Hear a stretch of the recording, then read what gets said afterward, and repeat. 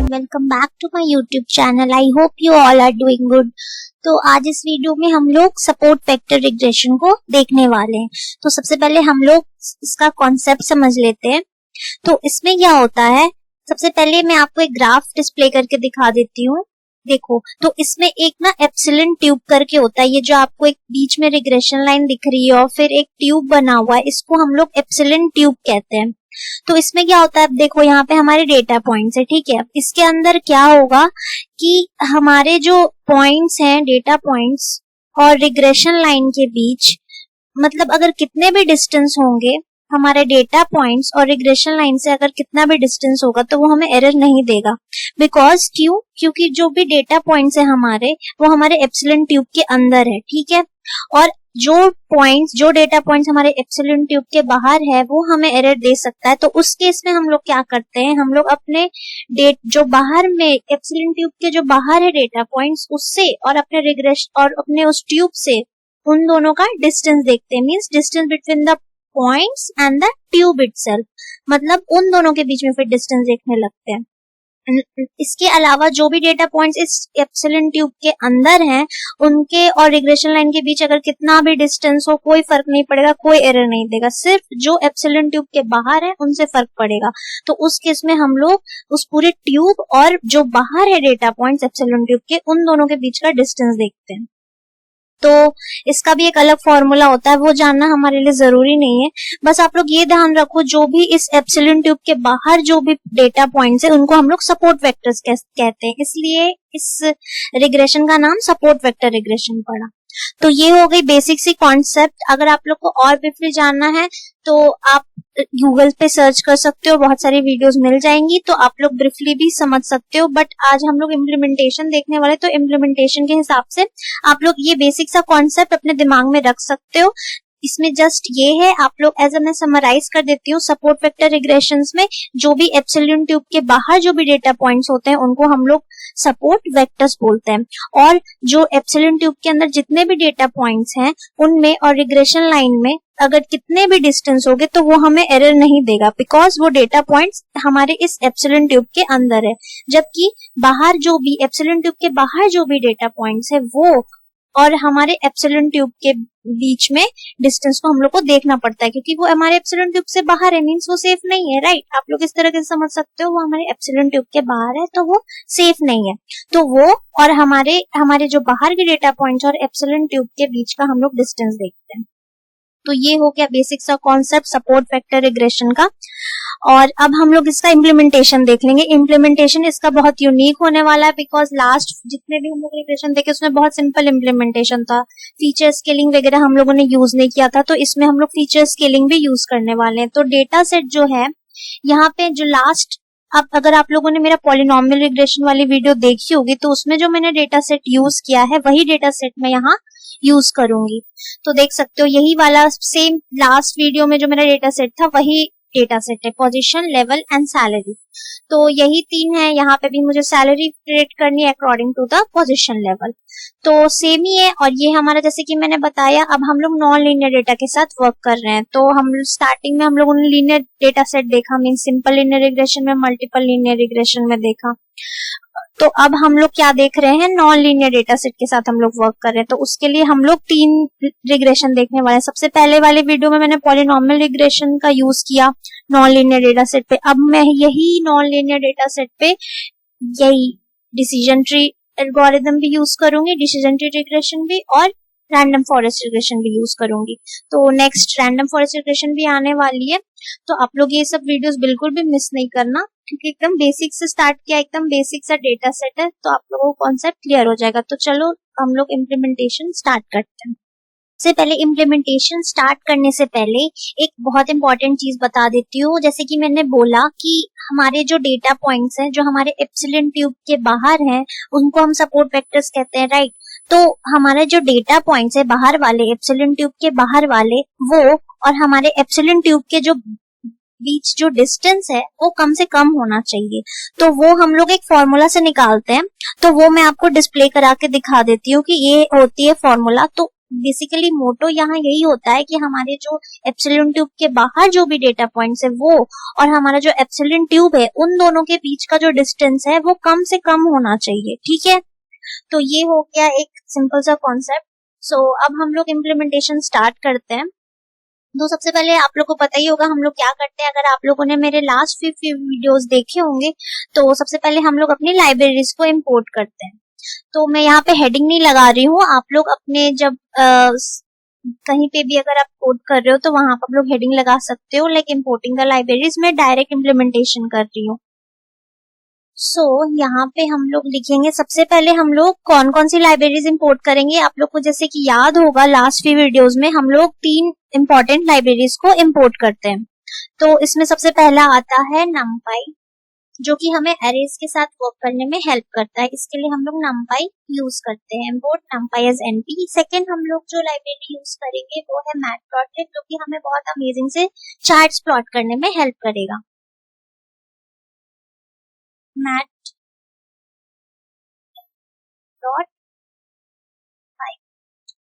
As plt।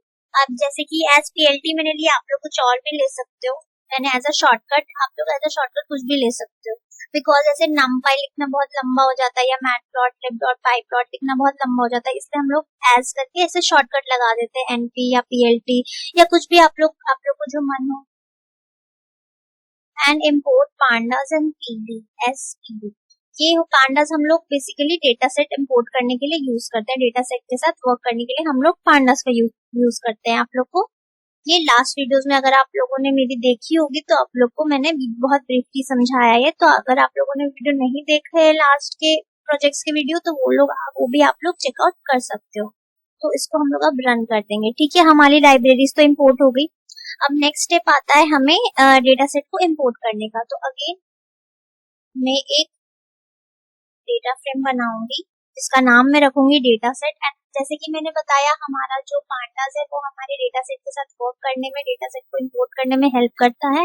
तो यहाँ पे हम लोग अपने शॉर्टकट की यूज करेंगे, मीन्स हम लोग अपने pandas लाइब्रेरी को यूज करें। तो pd डॉट रीड csv, ये इसका एक फंक्शन है, read underscore csv। एंड अब यहाँ पे हम लोग अपने डेटा सेट का नाम डालेंगे।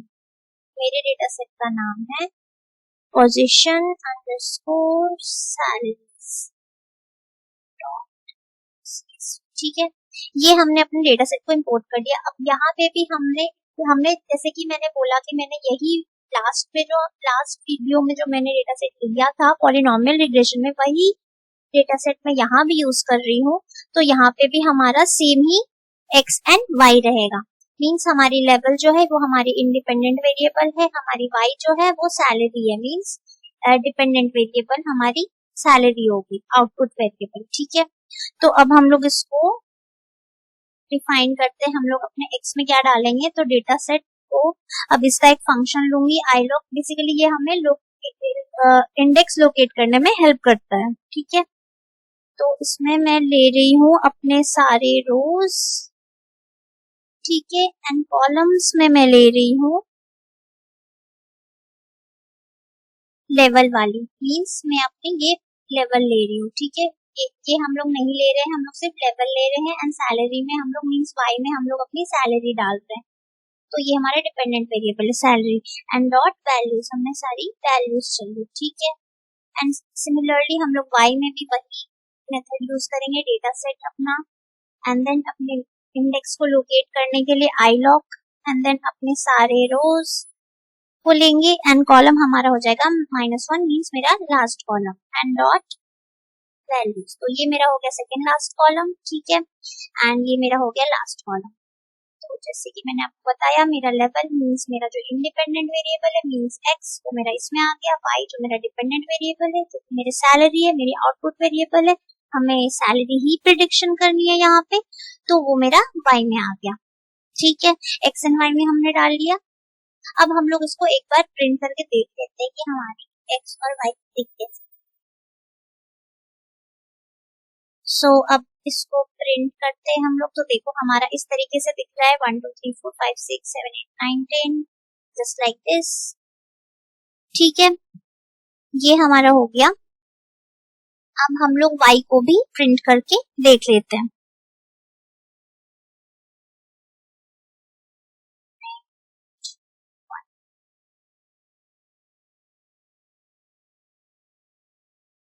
तो देखो प्रिंट हमारा इस तरीके से, हमारा y जो है इस तरीके से आ रहा है, तो हमें y में बेसिकली ट्रांसफॉर्मेशन करना पड़ेगा, बिकॉज y जो है हमारा वो देखो हॉरिजॉन्टली आया है। आप लोग अगर ध्यान से देखोगे तो हमारा जो x है वो वर्टिकली प्रिंट हुई है एंड y जो है हमारी हॉरिजॉन्टली है एंड 2D एरे में नहीं है। ठीक है, ये हमारा है 2D एरे में, x हमारी 2D एरे में है पर हमारी y जो है ये 2D एरे में नहीं है।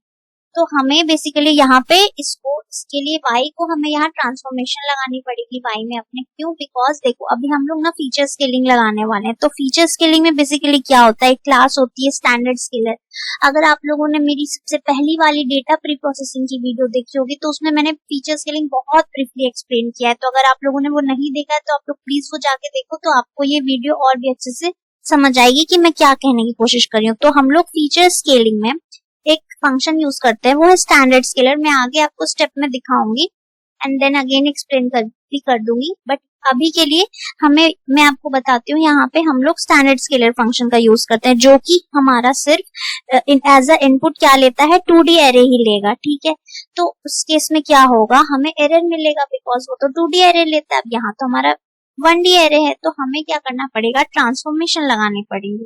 तो अब ट्रांसफॉर्मेशन कैसे लगाएंगे, तो देखो y is equals to y dot reshape करेंगे।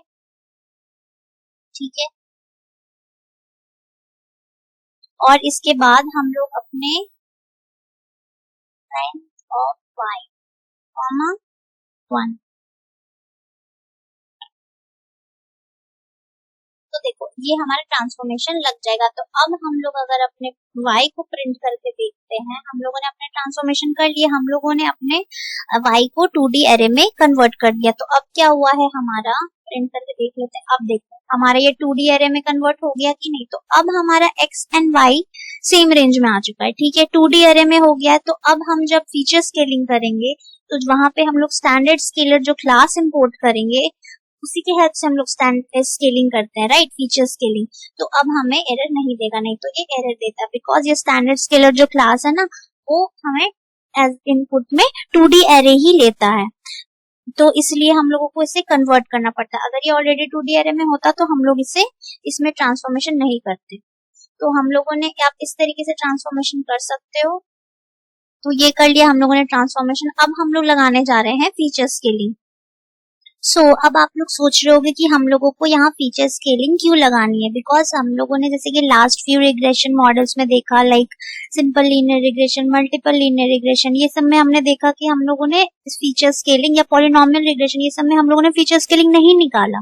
क्यों? बिकॉज उस टाइम हमारे पास इक्वेशन होती थी, क्या थी, एक्सप्लिसिट इक्वेशन हुआ करती थी। याद है हम लोग करते थे y is equals to x1 plus b1 x1 b2 x2, इस तरीके से हम लोग निकालते थे। तो हम लोग वहां पे क्या कर रहे थे, लीनियर कॉम्बिनेशन ऑफ फीचर्स कर रहे थे। हमारे पास जितने भी x थे उसको हम लोग स्लोप के साथ इनटू करके n प्लस करके हम लोग बेसिकली हम लोग अपनी इक्वेशन बना रहे थे। आप लोग को जैसे कि याद होगा, अगर आप लोगों ने इक्वेशन नहीं देखी है तो आप लोग प्लीज वो वीडियो में देखना, वो इक्वेशन किस तरीके से थी।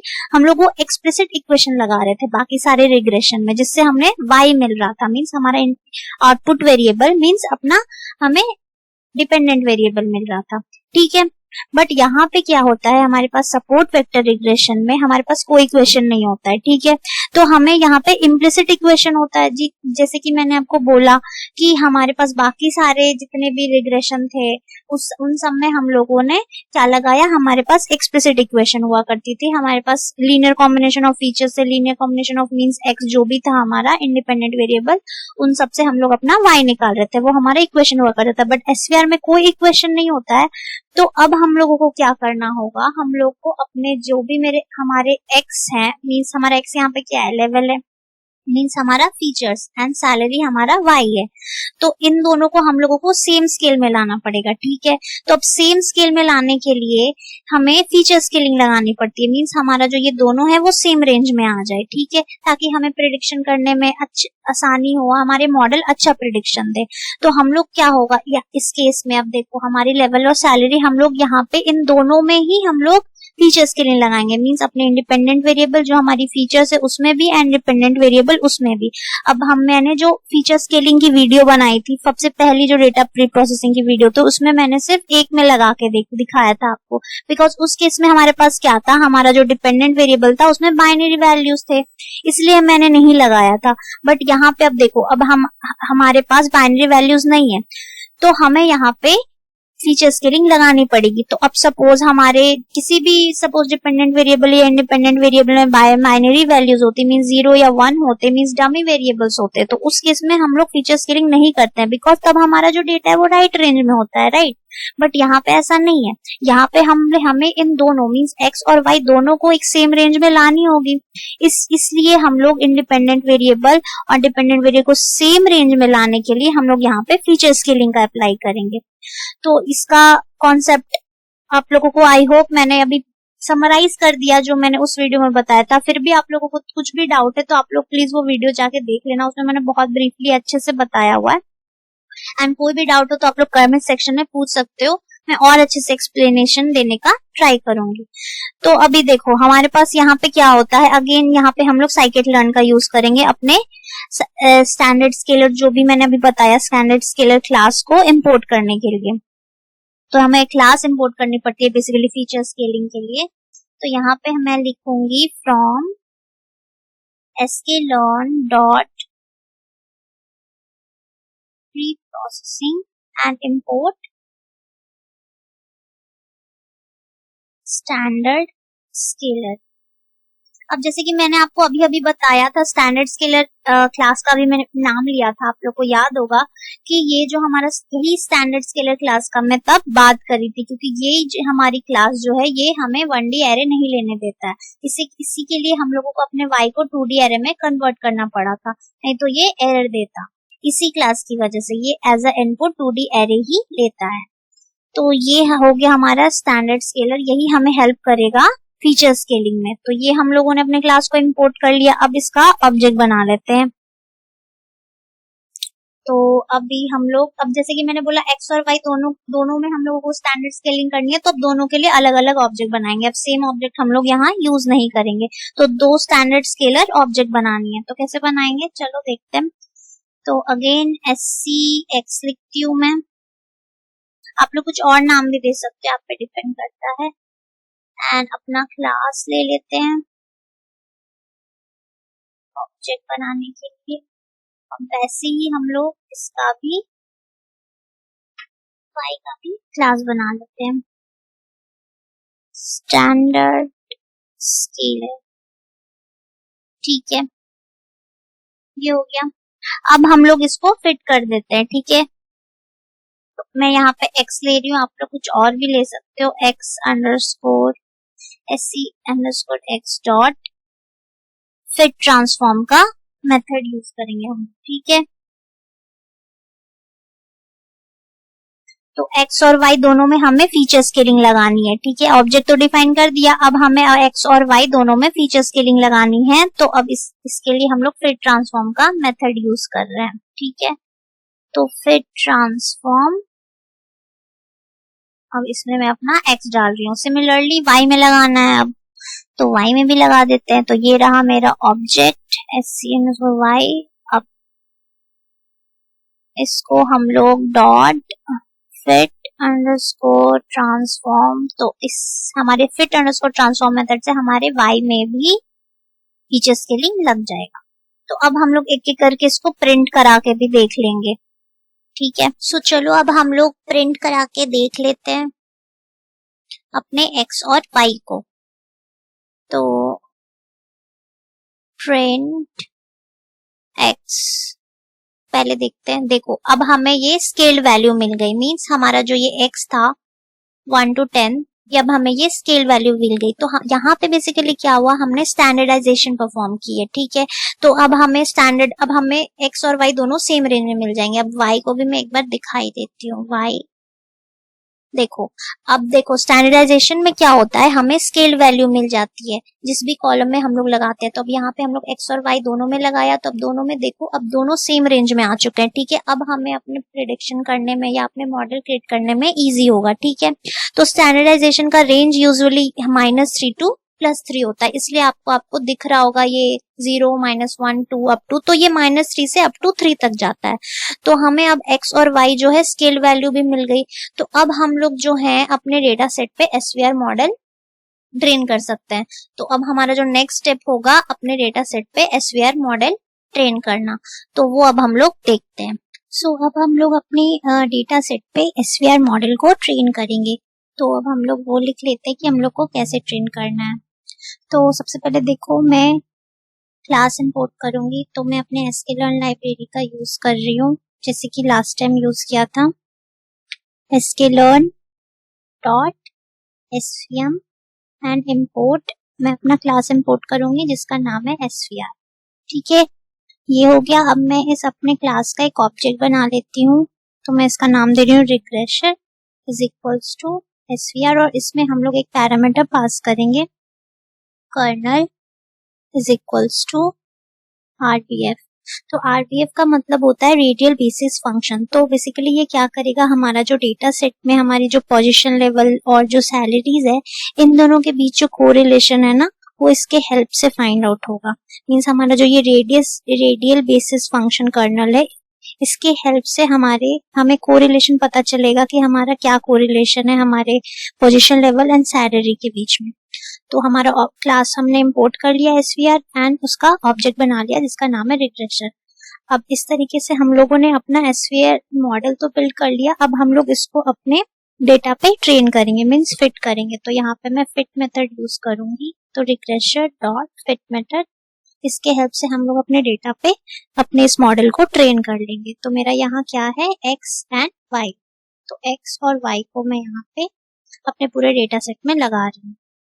ठीक है, तो अब आप लोग देख सकते हो मेरा जो SVR मॉडल है वो बन के रेडी हो चुका है और अपने डेटा पे भी हमने ट्रेन कर लिया है। तो ये हो गया हमारा पार्ट अपने डेटा सेट पे SVR मॉडल को ट्रेन करने का। अब हम लोग देखेंगे कि हम लोग एक न्यू रिजल्ट कैसे प्रेडिक्ट कर सकते हैं। मींस हम लोग एक अपनी लेवल लगा के देखेंगे, अपनी पोजीशन लेवल, एंड उससे डिसाइड करेंगे कि हमारी सैलरी क्या होगी। सो देखो, हम लोगों को यहाँ पे अभी एक न्यू रिजल्ट प्रेडिक्ट करना है। मींस हम लोग अपना एक पोजीशन लेवल डालेंगे, उससे हमें अपनी सैलरी निकालनी है। तो हम लोग अब एक नया प्रिडिक्शन करने जा रहे हैं। तो वो कैसे कर सकते हैं, तो लास्ट फ्यू वीडियोस में बहुत सिंपल था। हमने क्या किया था, रिग्रेशन अपने ऑब्जेक्ट को लिया था, डॉट एंड प्रेडिक्ट मेथड लिया था, एंड इसमें अपनी पोजीशन लेवल डाल दी थी। अगर आप लोगों ने मेरे पॉलिनोमियल रिग्रेशन वाली वीडियो देखी होगी, तो उसमें जब हम लोगों ने निकाला था अपने पोजीशन 6.5 पोजीशन लेवल के लिए, तो इसी तरीके से सिंपली हम लोगों ने अपने इनपुट को यहाँ पे डाल दिया था 2D array के फॉर्मेट में 6.5 में। अब x तो नहीं डाल सकते, हमें जो चाहिए हमें वही डालना है। मीन 6.5 मुझे सैलरी जाना था, मतलब अगर पोजीशन लेवल 6.5 है तो उसकी सैलरी कितनी होगी। तो हम लोगों ने सिंपली क्या किया था, 6.5 डाल के इस तरीके से निकाल दिया था। अब यहाँ पे हम लोग ऐसा नहीं करेंगे, क्यों, क्योंकि बिकॉज हम लोग यहाँ पे अब स्केल वैल्यू कर रहे हैं, हमने यहाँ पे स्केलिंग लगाई है। ठीक है, तो अब हम लोग स्केलिंग के हिसाब से करेंगे। ठीक है, देखो अब यहाँ पे हम लोगों ने स्केलिंग लगा के रखी है, तो अब स्केलिंग के हिसाब से हम लोग करेंगे। तो हम लोगों को अब यहाँ पे स्केल वैल्यू डालना होगा अपने इनपुट का। तो यहाँ पे मैं 6.5 हटा देती हूँ, आप लोग बस ध्यान से देखना। एंड यहाँ पे हम लोग लगाएंगे मेरा जो ऑब्जेक्ट है SCX डॉट ट्रांसफॉर्म, ये मेरा स्केल वैल्यू ऑफ x है। ठीक है, इसमें मैं अपना अब लेवल डालूंगी, पोजीशन लेवल मींस अपने इनपुट को डालूंगी। तो आप लोगों को अगर ये समझ आया होगा, अगर आप लोगों ने अच्छे से मेरी वीडियो देखी होगी, अभी जस्ट थोड़ी देर पहले मैंने आपको ये बना के दिखाया था। मींस ये फिट ट्रांसफॉर्म मेथड का यूज करके मैंने अपना स्केल वैल्यू निकाल लिया था। ठीक है, और ये मेरा SCX एंड SCY दो ऑब्जेक्ट थे। तो आप लोगों को समझ आ गया होगा, हमें अपनी स्केल वैल्यू या इससे मिल गई। तो अब हम लोगों ने स्केल वैल्यू निकाल लिया। अब देखो, अब हमें क्या चाहिए, अब हम लोगों ने तो स्केलिंग लगा के रखी है। ठीक है, अब ये हमें क्या करेगा, ये हमें स्केल वैल्यू दे देगा। स्केल जो वैल्यू अब हम लोगों ने x और y अपने जैसे देखा, हमने स्केलिंग करी। अब स्केलिंग करी तो हमारी जो वैल्यू है, जैसे मैंने रेंज बताया, -3 to +3 तक होता है यूजुअली। तो इस रेंज में हमें वो मेरी सैलरी देगा, बट हमें तो एक्चुअल सैलरी देखनी है। मींस जैसे मैंने आपको डेटा सेट दिखाया था उसमें हमारी सैलरी थी, पोजीशन वाइज हमारी सैलरी थी। अब ये तो इस तरीके से देगा 0 पॉइंट समथिंग 1 पॉइंट समथिंग, तो ऐसे तो हम लोग नहीं देख सकते ना। हमें तो एक्चुअल सैलरी देखनी है कि कितनी है, 10,000 है, 12,000 है, 15,000 है, कितनी थाउजेंड है। तो हम लोग -3 to +3 के रेंज में अब नहीं देखना चाहते, तो हम लोगों ने स्केलिंग कर दी थी, तो अब हमें यहाँ पे अपने स्केलिंग को हटानी पड़ेगी। ठीक है, अब वो हटा के हमें अपनी आउटपुट चाहिए, तो हम यहाँ पे क्या करेंगे, अपने स्केलिंग को रिवर्स करेंगे। ठीक है, उसके लिए हम लोग एक मेथड यूज करते हैं, उसका नाम होता है इनवर्स ट्रांसफॉर्म मेथड। तो यहाँ पे कुछ नहीं करना है, मैं अपना ऑब्जेक्ट ले रही हूँ y, और यहाँ पे एक मेथड है मेरा, उसका नाम है इनवर्स ट्रांसफॉर्म। इसका आप लोग बस इनवर्स अंडरस्कोर ट्रांसफॉर्म, इस मेथड का यही यूज है कि ये हमारे स्केलिंग को रिवर्स कर देगा। ठीक है, एंड अब इस पूरे मेरा जो प्रेडिक्शन है इसको हम एक ब्रैकेट में बंद कर दिए। ठीक है, तो अब ये मुझे क्या देगा, मेरा जो इनवर्स ट्रांसफॉर्म मीन्स ये मुझे स्केलिंग को रिवर्स करके मेरा जो एक्चुअल सैलरी आएगा वो देगा, नॉट कि इस रेंज में -3 to +3 के रेंज में स्टैंडर्डाइज वैल्यू हमें नहीं देगा, मीन्स स्केल्ड सैलरी हमें नहीं मिलेगी। अब लास्ट में अब इसको हम लोग एक और डाल देते हैं रीशेपिंग का, क्योंकि मुझे ये 2D एरे में चाहिए, तो -1, 1, तो हमने रीशेपिंग भी कर डाला। तो अब आप लोगों को ये आई होप आप लोगों को ये समझ आया होगा। ये थोड़ा कॉम्प्लेक्स हो गया बिकॉज यहाँ पे हम लोगों ने स्टैंडर्ड स्केलिंग करी है, तो इस वजह से थोड़ी आपको कंफ्यूजन हो सकती है। बट अगर आपको कोई भी कंफ्यूजन हो तो आप लोग कमेंट बॉक्स में जरूर पूछना, मैं और अच्छे से एक्सप्लेन करने का ट्राई करूंगी। तो ये हम लोगों ने एक न्यू रिजल्ट प्रेडिक्ट करने के लिए लगाया, हमें अपने पोजीशन लेवल 6.5 के लिए सैलरी देखनी है। तो देखो अब हम लोगों ने ये प्रिंट करा के देख लिया, तो देखो अब हमें अपनी सैलरी मिल गई है। तो 6.5 लेवल के लिए, पोजीशन लेवल के लिए हमें इतनी सैलरी पड़ी थी, 17,000 कम। सो इस तरीके से हम लोग कोई न्यू रिजल्ट प्रेडिक्ट कर सकते हैं। तो ये हो गया हमारा एक न्यू रिजल्ट प्रेडिक्ट करने का तरीका। अब नेक्स्ट हम लोग अपने एसवीआर रिजल्ट जो भी हमारे निकालने के एक्स और वाई से, वो हम विजुलाइज करके देखते हैं कि हमारा मॉडल कितना अच्छा प्रेडिक्शन दिया है। तो अगेन अब विजुलाइज करने के लिए आप लोगों ने देखा ही होगा हम लोग क्या यूज करते हैं, प्लॉट plt.scatter। अब इसमें हम लोग लास्ट फ्यू वीडियोस में हम लोग क्या कर रहे थे, डायरेक्ट एक्स एंड वाई लगा रहे थे, बट यहाँ हमें क्या चाहिए, हमें रिवर्स स्केलिंग, इनवर्स जो स्केलिंग हम लोगों ने लगाई है उसको रिवर्स करना है। ठीक है, अब हम लोग डायरेक्ट ये 0 -0.1 -3 to +3 के रेंज में उसको डिस्प्ले नहीं कराएंगे ग्राफ में, राइट। हमें अपनी एक्चुअल एक्स और वाई को डिस्प्ले कराना है। तो अगेन हम लोग यहाँ इनवर्स ट्रांसफॉर्म मेथड यूज करेंगे अपने स्केलिंग को रिवर्स करने के लिए। तो SEX डॉट, ये मेरा स्टैंडर्ड स्केलर ऑब्जेक्ट है, ठीक है, of x and inverse transform method he use कर रहे हैं हम लोग, एंड अपने एक्स को रिवर्स करना है। ठीक है, अब ऐसे ही हम लोग वाई को भी करेंगे, तो मैं इसको कॉपी कर लेती हूँ, कॉपी एंड देन पेस्ट। तो यहाँ बस मैं अपना वाई चेंज कर रही हूँ। ठीक है, ये मेरा हो गया एक्चुअल वैल्यूज। ठीक है, तो हमें तो एक्चुअल वैल्यूज चाहिए होता है ना, तो इसको हम लोग कलर रेड कर, ठीक है, ये हो गया हमारा। अब हमें क्या प्लॉट करना है, अपने प्रेडिक्टेड पर। तो plt.plot, अब अगेन इसमें मैं लगाऊंगी अपना SEX, कॉपी कर लेते हैं, हाँ, SEX dot inverse transform x, and इसमें मैं अपना y लगाने वाली। तो अगेन ये कॉपी कर लेते हैं एंड देन यहाँ चेंज करेंगे हम। तो देखो अब SEX, इसमें हम लोग डालेंगे रिग्रेशर, मीन्स जो हम लोगों ने ऊपर किया बेसिकली यही, रिग्रेशर डॉट प्रेडिक्ट, एंड इसमें डायरेक्ट हम लोग अपने x को डाल देंगे। ठीक है, रिग्रेशर डॉट प्रेडिक्ट, उसमें डालेंगे हम लोग अपना x, एंड इसको हम लोगों को ये चाहिए रीशेप कर देते हैं,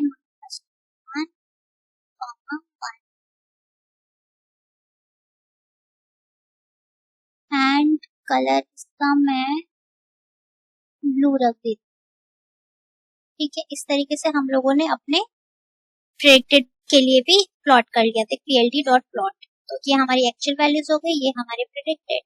सो ये हो गया। अब हम लोग वही सब कर लेते हैं, टाइटल वगैरह भी डाल देते हैं, plt.title।